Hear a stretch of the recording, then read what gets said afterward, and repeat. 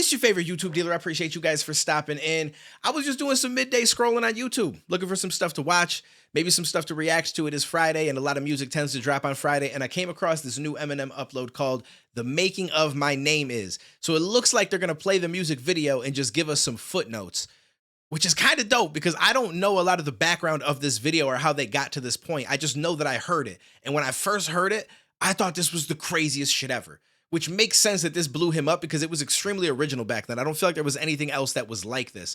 So I definitely wanted to dive into this and check this out with you guys. And I also could give you guys the story as we go through it of why I heard Eminem for the first time, how this was the song, what I thought about it, all that kind of stuff. And we'll kind of just go from there. So let's dive in and let's see what they're doing with this video. It looks like the footnotes are going to be big enough for you guys to read too. So I'm not going to read all of them, but I'll pause and talk about some of them. Hi, my name is. My name is. My name is. Hi, my name is. My name is. Let's go. My name is. Excuse me. My name is. Okay, that's an interesting fact right off the bat. This was the second song we did during my first session working with Dr. Dre. To think his second song ended up being something that literally blew his name up and started him on the path to becoming one of the greatest rappers that has ever lived.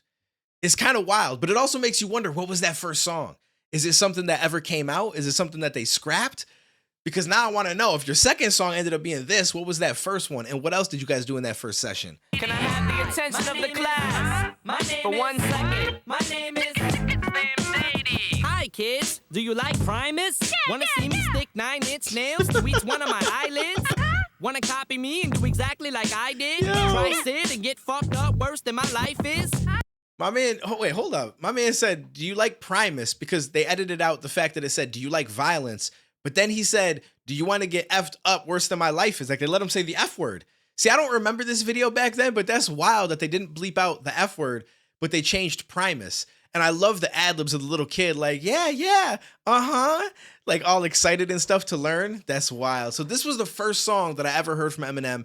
And just to give you guys a quick rundown, I was sitting in tech class where like you create wooden things or something. Like they have all the little jigsaws and stuff, and we had to like create like a rolling like frog or something, and the arms would like move with the wheels, and just a lot of dumb shit like that we did. But anyways, I was sitting behind this girl named Tammy, who back then I thought was gorgeous, but I was too much of a pussy to make a move. So when she had the CD player and she was listening to stuff before class, the most that I could get out was, oh, hey, what are you listening to? Just trying to hope I could spark a conversation. That was really my goal. I didn't really care what she was listening to be honest with you. But she turned around and she said Eminem. And if I'm being completely honest with you, I thought she meant the little Eminem characters. Like the actual snack. Like I thought maybe there was a movie or something, and she had the soundtrack, and I'm thinking, okay, that's interesting. And she must have been able to tell that I had no idea what she was talking about. And she's like, "You've never heard of Eminem?" And I said, "No." And then she gave me the headphones and hit play, and all I hear is, "Hi kids, do you like violence? Want to see me stick 9-inch nails through each one of my eyelids?" And I was like, what is this? Like, it just like blew my mind. Because I had never heard anything like this at that point. And this was what, 7th or 8th grade, something like that. And I was hooked from there. I remember I went home, and within a week I had my mom buying me the Eminem album. And I made sure that I got the one with the swear words because I wanted to be able to hear them, which is crazy because I'd play it on the way to school with my mom. And I feel so bad looking back because it's like I was always listening to Still Don't Give a... Because that was just, I felt like that was a good song to start your day with. And it's like zoning off of one joint, stopping a limo, hopped in the window, shopping the demo at gunpoint. But then the hook was like something about like, for all the drugs that I've done, yo, this one's for you. For all the people I've offended, yeah, you too. And my mom let me play it. But I mean, I wasn't getting in trouble. I was a good kid. So I feel like she kind of just let it slide. And I also, at the same time, I would cycle between that CD and Flesh of My Flesh, Blood of My Blood, I think. I want to say, they were both out around the same time, or at least I bought them around the same time. And so I would cycle between that and DMX. And that was my shit back then. So that's my memory with it. And goodness, I wish I had more balls back in the day, because I feel like I had the opportunity to talk to some of these girls, like Tammy. There was a girl named Lauren that was gorgeous that I knew from like elementary school. I feel like does anybody else had this happen to them? When I was in elementary school, I was way more talkative. Like for some reason I had more confidence. I had more balls. because I would talk and I remember sat with like Lauren and a girl named Brittany, and I would talk with both of them and stuff like that. And going into 7th grade, I'm pretty sure they both liked me. Now I was too scared to pull the trigger and be like, hey, we should hang out sometime. I mean, we're little kids, obviously. So it's like, how much can you do other than like, yo, let's go outside and run around in the grass? Like, but I feel like I should have at least attempted it, right? And then we go into 7th grade, and I don't remember anything bad happening to me over the summer, but maybe like I started to grow up a little bit more, and suddenly like anxiety just hit like crazy. Social anxiety took over my life. In 7th and 8th grade, I was just quiet. I just chilled. I didn't really want to talk to nobody. Like I don't know, I just didn't have it in me. I was just too scared about how I was gonna look and what people thought about me and all these things that did not affect me in 6th grade and 5th grade and stuff. So I don't know what happened, what changed, but if anybody else had a switch like that, just like literally from one year to the next, let me know because I'm very curious. My brain's dead weight. I'm trying to get my head straight, but I can't figure out which Spice Girl I want to impregnate. And Dr. Dre said, Slim Shady, you a basehead. Why's your face red, man? You wasted. Well, since age 12, I felt like a caged elf who stayed to himself in one space chasing his tail. Got ticked off and ripped Pamela Lee's lips off, kissed him and said, I ain't know silicone was supposed to be this soft. I smoke a fat pound of grass. It's wild to me that they bleep out tits and like just little parts like they just did right there, but they let him say the F word in the beginning. Like that was worse than all the shit that they just changed. Fall on my ass faster than a fat bitch who sat down too fast. Come here, slut. Shady, wait a minute. That's my girl, dog. I don't give a damn. Dre sent me to take the world off. But then they bleep out the F word there. See, I don't remember this back in the day. It's wild like how changed songs would be because of the fact that it was going on TRL and BET and we didn't just have YouTube to upload it to. Like nowadays, it's so nice to have YouTube because you don't have to worry about any of that. You just get the full, uncut, whatever it is they want to put out, it goes there and no one's going to say anything about it. Hi, my name is what? My name is my name is Slim Shady. Hi, my name is my name is what? My name is Slim Shady. Okay, that's a really dope fact as well. So this was his second music video he had ever done. Not like with Dre or with his second ever in rap. I guess it's not as crazy when you really think about it because we're talking like back in the late 90s. So unless you had access to like decent recording equipment, you weren't really going to be shooting a music video. You know what I'm saying? Whereas nowadays it seems so second nature to just pick up your phone. You got amazing quality, 1080p, 4K, and you're recording and doing TikToks and this, that, and the third. Like recording a video nowadays just seems like it's a part of life. Back then it wasn't as easy, but it's still crazy to think that this was his second video ever. So his first video was probably just him with friends messing around. Second video is with Dre and a massive company behind him, crazy amounts of money, all this extra stuff that goes into it. Like, it's wild to think that out of all of the videos he's ever dropped, there's only one video he's ever done before he did all these big videos that he's done. I don't know. Maybe it's not that big of a deal. It just seems crazy to me. Hi, my name is what? My name is my name is Slim Shady. Hi, my name is my name is what? My name is Slim Shady. My English teacher wanted to flunk me in junior high. Thanks a lot. Next semester I'll be 35. I smacked him in his face.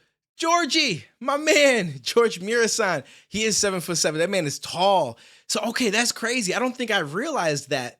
I don't know. Maybe back then I knew that it was George Mirasan, but that's crazy that he sat on his lip. He sat on his lap, and that's just naturally he's that much taller than him. Yo, that's wild. I don't know if anybody remembers, but fun fact, George Mirasan had like a cologne commercial, I think, that he did.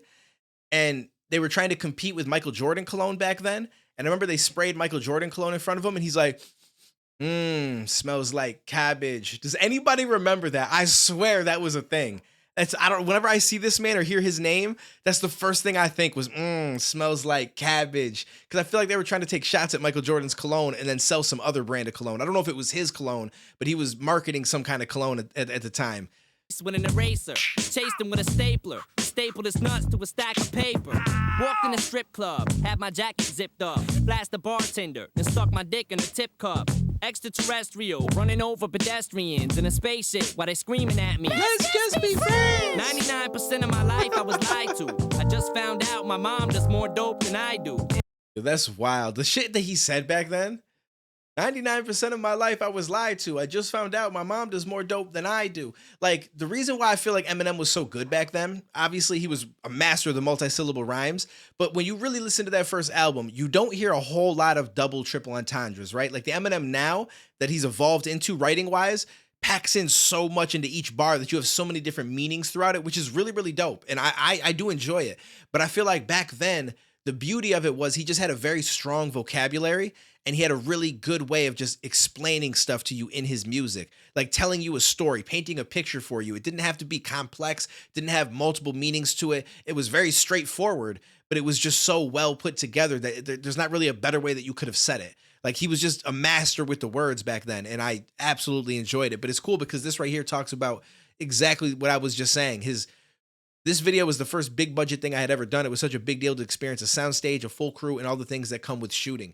And again, on his second video ever. Like, that's crazy. The first video, you had your friend holding a little shitty camcorder. The next video, you got a whole cast of people, a whole studio, a soundstage. I told her I'd grow up to be a famous rapper, make a record about doing drugs and name it after. You know you blew up when the women rush your stands, try to touch your hands like some screaming Usher fans. This guy at White Castle asked for my autograph, so I signed it. Dear Dave, thanks for the support, asshole. Hi, my name is Slim Shady. Hi, my name is what? My name is. Shout out to Phil Atwell, because this was a dope video. Hi, my name is Slim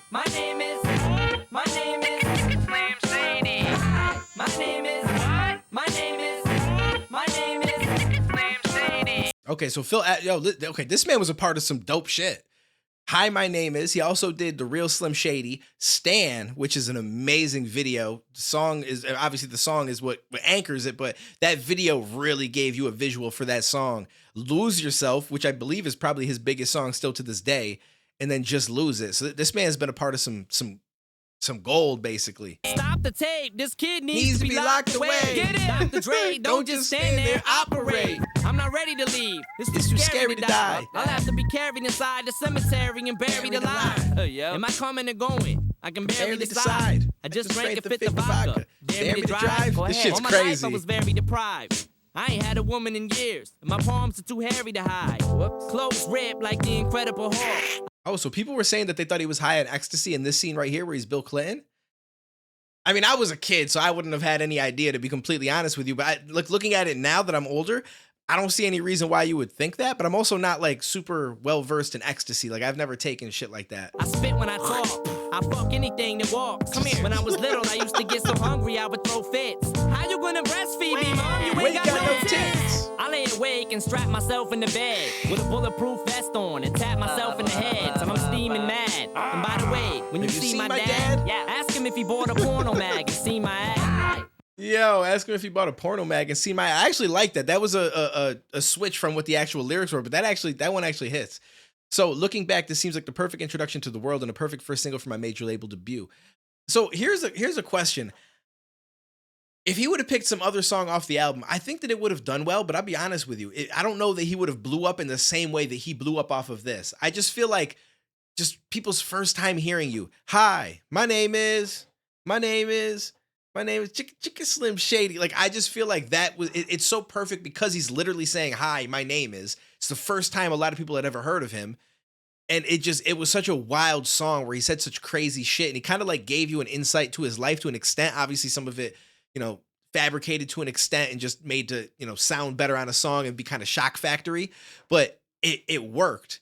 And I don't know that he would have blew up the same way if we would have just put some other random song out. It's possible. I think over time we would have seen the greatness that he had in him regardless. But as far as like the way he catapulted from just ground level to just amongst the stars, I think that this was necessary. By the way, when you see my dad, ask him if he bought a porno mag and see my ad. Hi, my name is what? My name is Slim Shady. And he says, I certainly had no idea how big it would be, but it makes you wonder, like, what were his expectations, right? He's probably like, all right, I'm working with Dre. This is extremely dope. Like, big things are coming in my future, but clearly he had no idea the level that it was actually going to get to. And that shit happens like fast. Like, this man became a household name extremely quickly, in my opinion. Hi, my name is It's kind of scary. Slim Shady. Hi, Yo, I forgot about that. Let's go.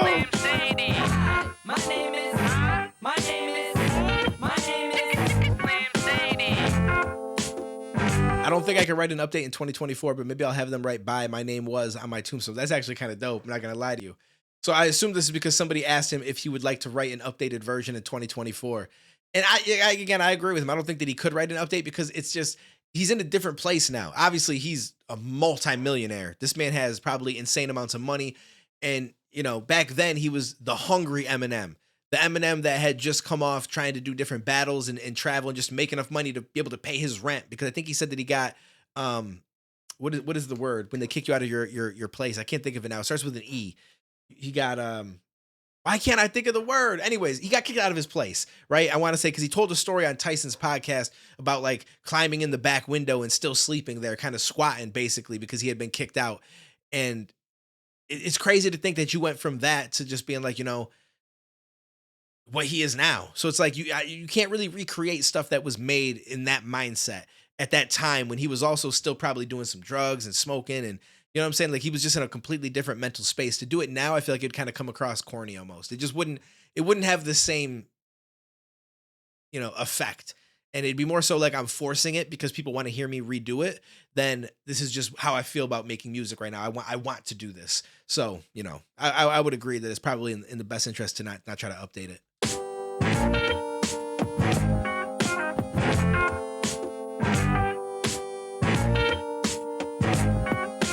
That was such a dope track. That's crazy. I'm so happy to get to just check out the song again. It's too bad though that it is like the, you know, the censored version. It almost would have been cool if they put the video up and like he had his team like lay over the explicit version over the music video. But I guess it wouldn't work out exactly because some of the things he said were so vastly different. Like his lip movement might have been a little bit odd if you put it back to the explicit. But regardless, this was extremely dope. And I'm still blown away that like they bleeped out so many things, including the F word at one point. But yet in the very beginning, they left the F word. It almost makes you wonder, was it by accident? Because I don't think the context around it, you know, would allow them to just not bleep it. So I don't know. Curious if they got any shit when this dropped back in the day on TRL and stuff like that. But take it easy. Let me know what you guys thought down below, and I will catch you in the next one, homies.